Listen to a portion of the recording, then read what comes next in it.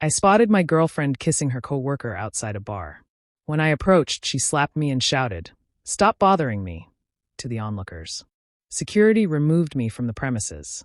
While she acted like a victim, I chose not to argue. 5 days later, she was outside my apartment, crying and asking for forgiveness. I'm a 31-year-old male working in logistics, and I've been in a relationship with Tessa, a 28-year-old female, for about 16 months. She has a job downtown and earns a decent salary. We were getting serious, discussing moving in together and meeting each other's families. Last Friday was supposed to be our usual date night. We usually go to a sports bar near her office after her work for drinks and dinner, just to catch up. I arrived around 6:30 p.m. as usual. I parked and walked towards the entrance when something made me stop. Tessa was outside in the smoking area, pressed against a guy in a suit, kissing like teenagers, hands all over each other. I stood about 20 feet away, just staring. This wasn't a quick kiss. It was blatant cheating happening right before my eyes. As I moved closer, I recognized the guy, Brad from her office. She had mentioned him before, always talking about how funny he was and how they worked late on projects together. It clicked now. When I was about 10 feet away, Tessa noticed me. Instead of looking guilty, her expression turned cold, as if she was annoyed by my interruption. "Tessa, what is going on?" I asked. She pushed Brad away and stepped toward me. "What are you doing here?" she asked. "It's Friday night, our date night. Remember? You said you were working late." "No, you didn't. You texted me to meet here at 6:30 like always." Brad stood there awkwardly, probably unsure if he should leave. "Look, Jake, this isn't what it seems," she insisted. "Because it looks like you're cheating on me with your coworker." That's when she lost it, her face contorted with anger. "You're being ridiculous. Brad and I are just friends. Friends who kiss in parking lots." I shot back. "We weren't kissing, we were talking. I saw you. Your tongues were in each other's mouths. You're seeing things. You're just being paranoid and controlling." The gaslighting was unreal. I watched her lie about something I had just witnessed. "Tessa, I'm not blind. I saw what I saw." She then slapped me hard across the face, the sound echoing. "Stop harassing me," she yelled, loud enough for half the street to hear. People outside the bar turned to look. "I told you to leave me alone." Now, she was screaming like I was some crazed stalker. "Get away from me. Someone help." A crowd began to gather. The bouncer came outside, saw a woman screaming at a man, and immediately assumed I was the issue. "What's happening here?" he asked. "This psycho won't leave me alone," Tessa said, pointing at me. "I broke up with him, and he's been following me around." The crowd stared at me like I was some kind of predator. Brad nodded, backing up her story. "Sir, you need to leave," the bouncer said. "This is my girlfriend. We had dinner plans. She was just making out with this guy. She says you two broke up and you're bothering her." "That's not true. Check her phone. We've been texting all week about meeting here tonight." "Sir, I'm not checking anyone's phone. The lady wants you to leave, so you need to go." Tessa stood there with tears in her eyes, playing the victim flawlessly. The crowd was eating it up. "Please," she said to the bouncer. "He's scaring me." I looked around at the people staring at me like I was in the wrong. "Fine," I said. "I'm leaving." I turned and walked back to my car while the crowd watched. I didn't argue or cause a scene. I just wanted to keep whatever dignity I had left. I drove home in shock. My girlfriend of 16 months cheated on me, slapped me, and convinced a crowd of strangers that I was harassing her. The level of manipulation was astounding. Once home, I poured myself a whiskey, trying to make sense of everything. I checked my phone to see our earlier text thread. Her 3 p.m. "See you at O'Malley's at 6:30. Me 3:15 p.m. "Yep, see you there." Her 4 p.m. "Can't wait to see you, babe." So much for her story about working late. I took a screenshot of the conversation and poured another drink, contemplating my next move. The thing about Tessa is she cares a lot about her image. She works for a respectable company, has a professional social media presence, and attends networking events, all while maintaining a serious, trustworthy reputation. It would be a shame if that got tarnished. I spent the weekend gathering evidence. Screenshots of our texts showing we had plans, photos of us together from the past few months with timestamps, and social media posts where she referred to me as her boyfriend and shared couple selfies. By Sunday night, I had a complete timeline proving we were together and had plans that night. On Monday morning, I created a detailed social media post with all the evidence attached. Friday night reality check. When someone cheats on you and then plays victim, the truth needs to be known. I included the screenshots of our text conversation, photos of us from recent weeks, and a factual account of what I witnessed. I posted it publicly and shared it in several local social media groups where her professional contacts would see it. Then, I sent the link to a few mutual friends who were at the bar that night, asking them to share their perspectives on what they saw. My phone started blowing up within an hour. Update 1, 5 days later. The truth had consequences. Thanks for all the support in the comments. Glad most people agree that cheating and then playing victim deserves exposure. My social media post got the reaction I anticipated. Within hours, her carefully crafted professional image began to crumble. On Monday afternoon, I received a call from my friend Ryan, who knew people in her industry. Dude, your post is making waves in the professional community. Everyone's talking about it. Good. Tessa had been calling in sick to work. People say she's too embarrassed to show her face. Actions have consequences. Some of her coworkers commented on the post, supporting my story. Apparently, Brad had a reputation for this kind of behavior. Even better, her colleagues were confirming the pattern. Tuesday brought the first attempt at damage control. Tessa's friend Amy called me. Jake, you need to take down that social media post. Why would I do that? You're ruining Tessa's reputation over a misunderstanding. Misunderstanding? I caught her cheating, and she slapped me while pretending I was a stalker. She was drunk and confused. She didn't mean to hurt you. She was sober enough to coordinate her story with Brad and convince a crowd I was harassing her. Jake, please. She's being scrutinized at work. Her boss is asking questions about the public drama.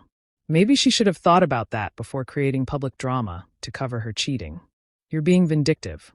I'm being honest. Everything I posted is true with evidence to back it up. Amy tried to guilt me for another 10 minutes, but I wasn't interested. Wednesday brought escalation. I received a message through social media from Brad. Jake, this is Brad from Friday night. We need to talk. Nothing to discuss. You're causing problems for both of us at work. This needs to stop. Should have thought about that before you kissed my girlfriend in public. Tessa told me you two were having issues and basically broken up. Tessa lied to you. Check the screenshots in my post. Look, man, I didn't know the real situation, but this post is affecting my reputation too. Good. Maybe don't hook up with other people's girlfriends. Can we meet and work this out? No. Enjoy the consequences. Thursday brought my favorite development. Several people who were at O'Malley's that night began commenting on my post with their own accounts of what they saw. I was there, saw the whole thing.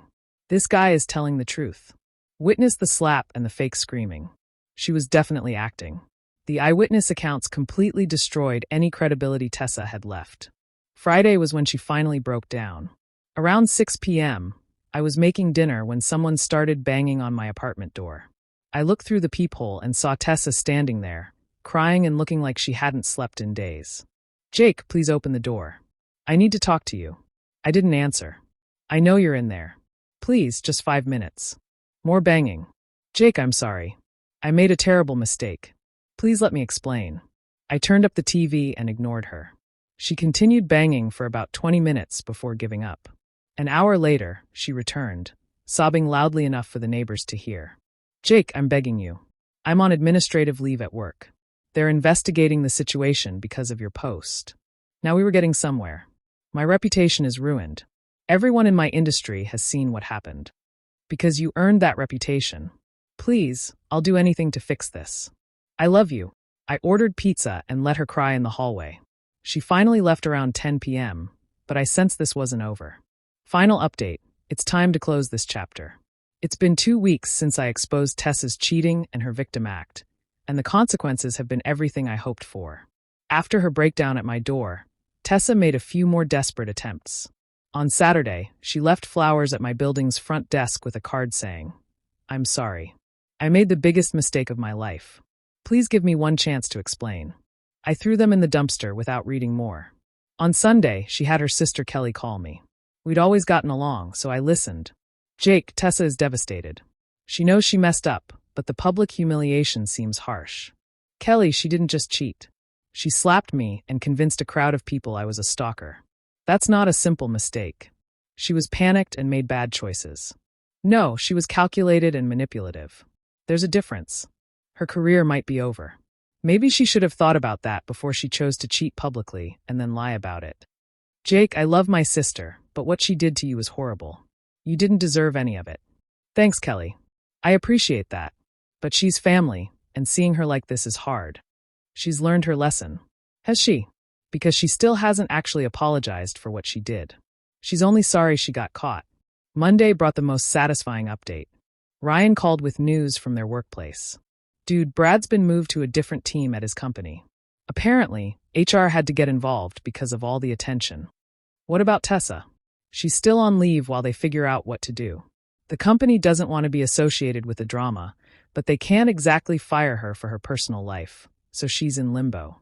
And word is getting around that this wasn't their first time hooking up. People are saying it's been going on for months. Months. We were discussing moving in together while she'd been seeing Brad. On Wednesday, I ran into Tessa's friend Sarah at the coffee shop. She had commented on my post. Jake, I wanted to apologize for not speaking up sooner. You spoke up when it mattered. I should have said something that night. I saw what really happened and let her get away with that victim act. Why didn't you? Because she's my friend and I was shocked. But watching her lie about it all week, I couldn't stay quiet. What's she saying now? She's telling people you're obsessed with revenge and won't let it go. But everyone who was there knows the truth. Good, Jake. For what it's worth, you handled this better than most people would have. A lot of guys would have made a scene that night. Sometimes the truth is more powerful than drama. Friday brought Tessa's final attempt. She somehow convinced the building manager to let her wait in the lobby, claiming she needed to return my things. When I got home from work, there she was. Jake, please just hear me out. You need to leave. I've lost everything, my job, my friends, my reputation, all because of one stupid mistake. You lost everything because you cheated for months, lied about it, and then tried to ruin my reputation when you got caught.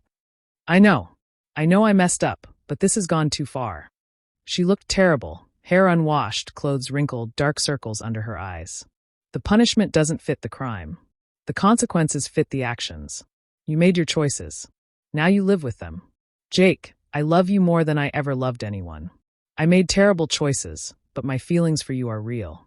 Your feelings are guilt and desperation, not love. That's not true, Tessa. If you loved me, you wouldn't have been hooking up with Brad for months. If you loved me, you wouldn't have slapped me and tried to ruin my reputation to cover your tracks. I was scared. I panicked. You were calculated. You turned a crowd against me to protect yourself. That's not panic, that's strategy. She started crying again, but I was done caring about her tears. Please, I'll do anything. Therapy, couples counseling, whatever it takes. There's nothing to take. We're done. You made sure of that when you chose deception and manipulation over honesty. Where am I supposed to go? My life is destroyed. Build a new one based on honesty this time. Maybe you'll have better luck. I walked to the elevator, and she followed. If you don't leave this building, I'm calling the police. Jake, please leave now. She finally got the message and left. That was a week ago. I haven't heard from her since. Her social media went completely dark, probably because every post was getting comments about the cheating scandal. The revenge wasn't elaborate, just strategic. She tried to ruin my reputation to cover her cheating, so I used the truth to reveal what really happened. She wanted to play the victim, so I provided everyone with evidence to see through her act. Brad learned that workplace affairs have professional consequences when they become public scandals. Tessa learned that manipulating people eventually backfires when the truth comes out with evidence. Meanwhile, I'm doing well. The apartment is peaceful, work is good, and I've been talking to a woman named Emma, who truly values honesty and loyalty. Sometimes the best revenge is simply revealing the truth and allowing people to face the natural consequences of their actions. Tessa wanted to have it all, but ended up losing everything. I got the satisfaction of watching her carefully constructed image fall apart under the weight of her own lies. The truth always comes out eventually. She should have remembered that before she started living a lie.